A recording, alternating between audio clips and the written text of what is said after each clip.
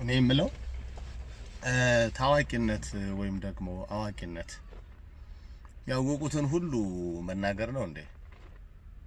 ኧረ እባካችሁ አንዳንዴ ለህዝቡ በሚሆን ልክ ለምሁራኑም በሚሆን ልክ ሁሉንም በሚያግባባ ልክ ብንማማርስ? እኔ አሁን ግራ እየገባኝ ነው። ያወቅነውን ሁሉ ተንፈሰን የሰማነውን ያየነውን ሁሉ ተናግረን ያወቅነውን ሁሉ በሙሉ እንዲያነበብነውን ሁሉ አካፍለን እንችለዋለን? እኛም እኮ ያረፈን ነው አይደል የደረስንበት። ስለዚህ ምን አለበት ቀስ ብለን ብናደርሰው? እባካችሁ ለቤተክርስቲያኒቱ በሚመጥን ልክ ብናስብ። ይቅርታ አድርጉልኝ። አንዳንድ ጊዜ እኛ ያወቅናቸው በሙሉ ለሰው ላይ ጠቅሙ ይችላሉ እኮ እንዴ። ሁሉም ሰው ያወቀውንማ ከተናገረ እኮ ዓለም የእብዶች ከተማ ነው የምትሆነው። ሰው ያየውን ሁሉ ከተናገረ፣ ሰው ያወቀውን ሁሉ ከተናገረ፣ ያነበበውን ሁሉ ካብራራ ምን ለውጥ ይመጣል ታዲያ? እንዴ ሰዎችን ለመለወጥ ከሆነ እኮ ዓላማችን መጀመሪያኛ መለወጣችንን ማመን አለብን። ከዚያ ቀጥሎ ደግሞ ለነማን ነው የምናገረው? ትርፉ ምንድነው? ጥቅሙ ምንድነው? ጉዳቱ ምንድነው? እነማንን ሊያድን እነማንን ሊገድል ይችላል? ለነማን እንቅፋት ሊሆን ይችላል? ለነማን ደግሞ ጥሩ መንገድ ሊሆን ይችላል? ይህንን ሁሉ ማመን አለብን እኮ።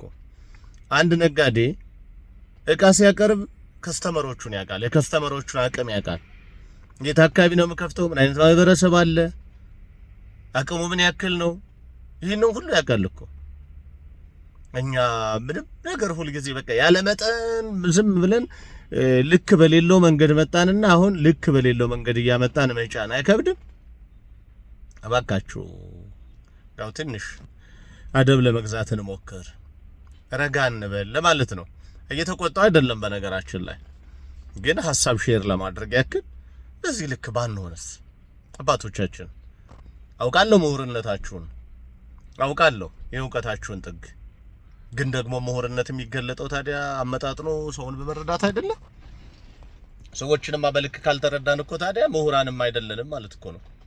በነገራችን ላይ ምሁር ማለት የተማረ በሰዎች አእምሮ ላይ መረማመድ የሚችል የራሱ የሆነ ምህዋር ያለው የራሱ የሆነ መንገድ ያለው የራሱ የሆነ መረዳት ያለው የራሱ የሆነ አቅም ያለው የራሱ የሆነ ቱምቢ መለኪያ ውሃ ልክ ያለው ማለት እኮ ነው።